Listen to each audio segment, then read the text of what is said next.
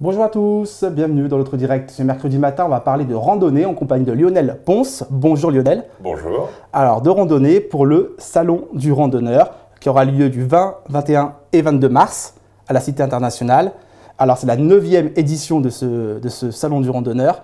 Quelles sont en quelques lignes, quel est finalement ce Salon du Randonneur? Comment vous souhaitez le présenter aux Lyonnais qui nous regardent? Alors surtout, il existe depuis 9 ans. Donc on l'a installé maintenant depuis 2007. C'est un produit qui essaye de réunir un peu l'ensemble des destinations. C'est surtout un produit touristique qui donne envie à des gens de randonner. C'est un peu dans l'air du temps, donc la randonnée, c'est un peu la nature. Donc on essaye d'avoir une approche pour donner aux gens, aux visiteurs notamment, la possibilité de partir en balade, en week-end ou même à travers le monde, à travers un trekking. Alors la randonnée, ça plaît aux Français, ça plaît aux Rhône-Alpins. Par exemple, si on habite Lyon, on peut faire de la randonnée où? Comment ça marche? Est-ce que ça coûte cher aussi?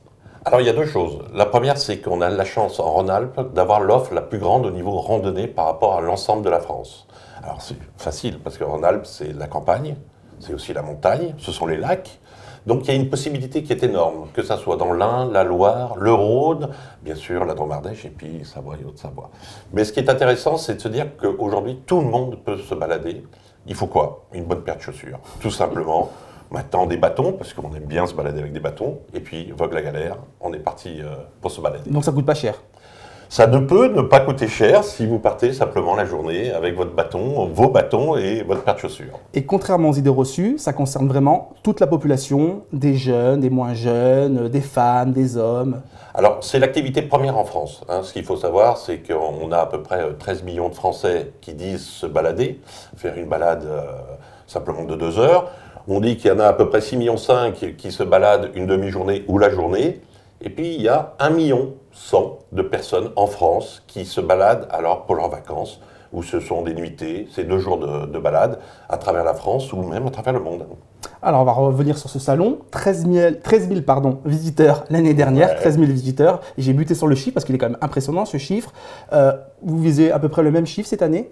Alors, depuis 3-4 ans, on est à peu près au même nombre de visiteurs et je pense que c'est notre nombre. On a atteint, peut-être pas, on va dire, le pic, mais je pense que c'est des gens qui ne viennent pas chaque année. On a un peu d'un taux de fidélité 1 sur 3. Ils viennent tous les 3 ans voir nos exposants. Et c'est un chiffre qui paraît cohérent vis-à-vis de la population, sachant que nous, on a l'ensemble de Rhône-Alpes qui vient. L'année dernière, on a eu la chance d'avoir des gens même qui sont venus de Moselle, même de Toulouse. Donc on commence un peu à s'étendre au niveau de la France, mais c'est surtout pour la région Rhône-Alpes au niveau des visiteurs. Alors justement, lorsqu'on interroge ces 13 000 visiteurs, alors pas tous les 13 000 visiteurs, mais un échantillon, on va dire, pour être vraiment précis, ils sont plutôt satisfaits. Et ils apprécient ce salon du Randonneur. Comment l'expliquez-vous? D'abord, le chiffre est assez impressionnant parce qu'on a un échantillon de 650 personnes qui répondent à nos questionnaires et 97% se disent satisfaits et prêts à revenir au salon. Donc ça, c'est très important. Ce qui est plutôt rare, il faut être sincère, parce qu'il y a tellement de concurrence dans les salons. Souvent, les gens ne sont pas contents, se plaignent. On retient souvent ce qui ne va pas. Et bien chez vous, on retient ce qui va et les gens sont plutôt contents. Alors, il y a toujours des choses qui ne vont pas, mais ils se disent satisfaits dans l'ensemble. Alors, ce qu'il faut savoir, c'est que ils viennent chercher quelque chose de précis. Aujourd'hui, le visiteur, c'est quelqu'un qui est un visiteur, entre guillemets, acheteur. Donc, il a une vraie volonté de découvrir quelque chose. Alors, nous, on leur offre la possibilité d'aller déjà voir sur notre site internet, la possibilité de voir quels sont les exposants pour préparer leur visite. Après, on a différentes animations dont on parlera peut-être plus tard. Bien sûr, avec plaisir. Qui font qu'on leur donne déjà le moyen de choisir ce qu'ils veulent faire en amont. Et ce qui leur permet que quand ils viennent au salon, ils ont déjà la possibilité de venir voir telle et telle destination, tel ou tel tour opérateur, ce qui est, à mon avis, assez important en amont. Et puis un tarif abordable, 5 € l'entrée. Non mais sincèrement, c'est aussi quelque chose d'important, parce que souvent des gens ne vont pas à des salons, moi j'en connais beaucoup, qui refusent d'aller à des salons parce que c'est trop cher. Alors nous, on a pris cette politique-là depuis 9 ans, on n'a pas bougé notre tarif. C'est une volonté, je pense que 5 €, c'est le prix pour faire rentrer. Ce que je veux, c'est qu'il y ait un prix d'entrée, parce que je ne veux pas que les gens rentrent simplement parce qu'ils voient de la lumière. Ça, c'est très important pour moi. Grosso modo, il n'y a pas de badaud. Hein. Voilà. Il n'y a pas de badaud. Il y en a forcément, certainement, mais il y a peu de badauds et de papivores. Voilà.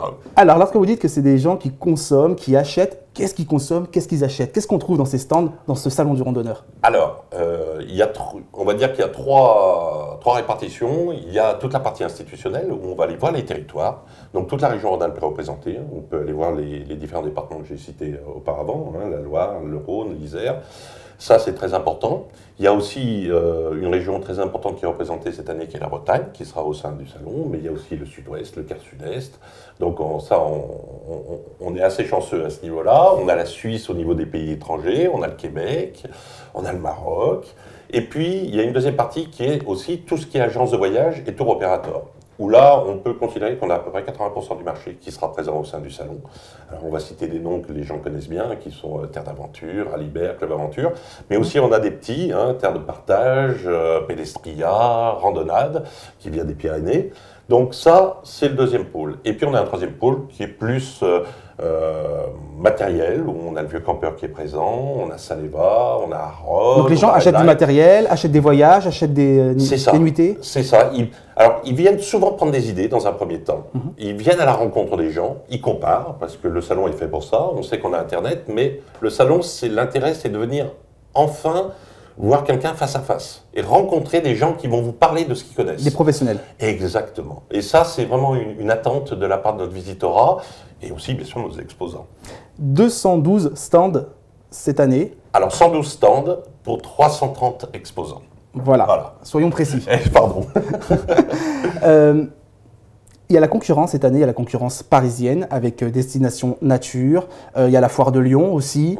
Comment faire pour rivaliser? Est-ce que ça porte préjudice au Salon du Randonneur, cette concurrence? Alors, il y a deux choses. Le Destination Nature à Paris, c'est à travers les professionnels, parce que pour la première fois en France, il y aura 2 salons du randonneur à la même date. Est-ce que vous le déplorez?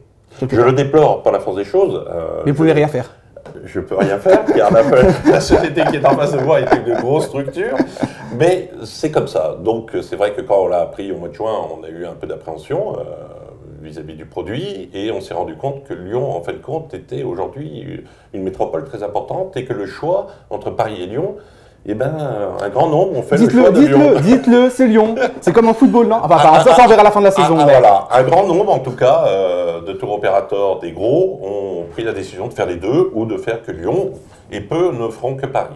Donc ça, c'est une chose qui est plutôt très importante. Et puis la région Rhône-Alpes, au niveau institutionnel, a décidé de faire la région lyonnaise parce que c'est donc là, de proximité. Vous sentez soutenu quand même, quelque part?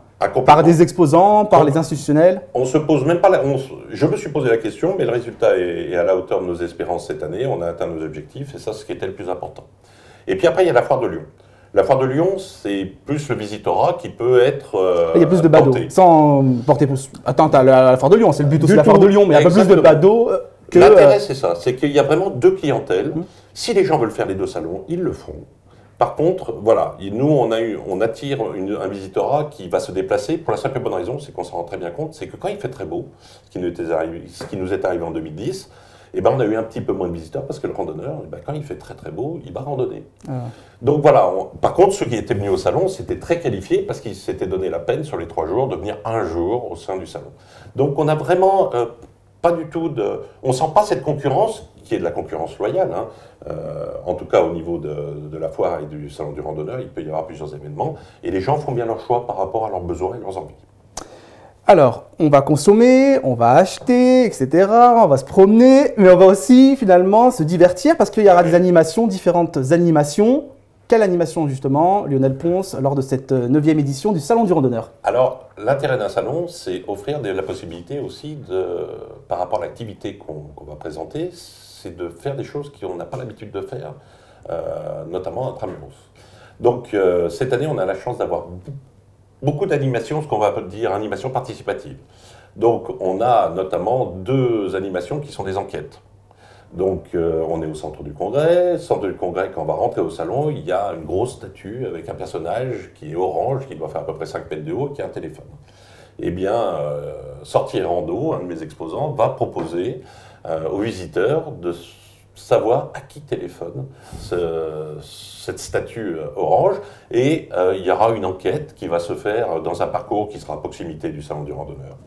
Donc ça, c'est sympa. Il y a une deuxième enquête aussi qui va être faite avec les professionnels de la montagne du Grand Lyon. On a aussi la possibilité de rencontrer des lamas.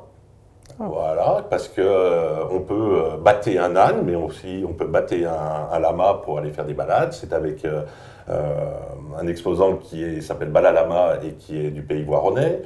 On a aussi bien sûr la marche nordique, parce que ça c'est aujourd'hui une vraie volonté et une demande de la part du visiteur et des professionnels. Donc, comment marcher en marche nordique? C'est de la marche sportive. Et ça, on pourra aller à la rencontre de professionnels qui vont vous apprendre comment faire. On a aussi les vélos, donc vélos couchés. Donc, dans les douves, à côté du centre de congrès, on pourra essayer différents vélos avec cyclables. Donc voilà, on a des tas d'animations qui sont très participatives, qui vont permettre aux gens de découvrir des randonnées un peu différentes. Et puis, on a une randonnée qui partira le samedi 21 avec la Fédération de la randonnée pédestre, qui partira de la place Bellecour. On peut s'inscrire sur le site de la Fédération française de randonnée régionale. On mettra le lien, sur lyoncapital.fr. Je vous remercie. Et donc, où les gens pourront faire une visite de Lyon et arriver directement au salon après faire la visite du salon. Alors, comme vous êtes un bavard, comme moi, on arrive au terme de cette émission. Dernier petit mot pour ceux qui nous regardent, justement, qui regardent cette émission ce mercredi matin, ou ce mercredi après-midi, peu importe. Voilà, le 20, 21, 22 mars, pourquoi faut-il aller au Salon du Randonneur? Pour les gens qui aiment se balader, qui ont envie de sortir un peu de, on va dire, de leur bureau ou même d'une manière des sentiers battus, ce qu'on appelle sortir des sentiers battus, les gens trouveront la possibilité de trouver ce qu'ils viennent chercher. Et c'est ça qui nous satisfont en tant qu'organisateurs. Merci beaucoup Lionel Ponce. Merci à vous. Merci à vous de nous avoir suivis. Vous avez rendez-vous demain avec Christelle Monteagudo pour un nouveau numéro de l'Autre Direct.